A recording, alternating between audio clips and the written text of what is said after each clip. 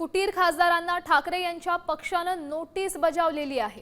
18 जूनला ही नोटीस पाठवण्यात आली आहे। फुटीर खासदारांना 24 तासात उत्तर देणं हे बंधनकारक आहे।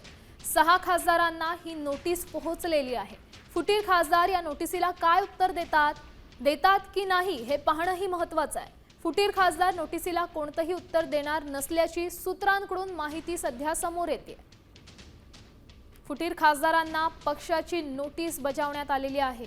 उद्धव बाळासाहेब ठाकरे शिवसेना या पक्षाकडून फुटीर खासदारांना नोटीस बजावण्यात आली आहे आणि या नोटिसीला 24 तासात उत्तर देणं हे बंधनकारक होतं।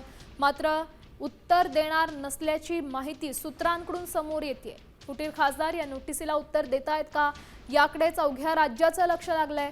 तुर्तास तरी फुटीर खासदार या नोटिसीला कोणतंही उत्तर देणार नसल्याची माहिती सूत्रांकडून समोर येते।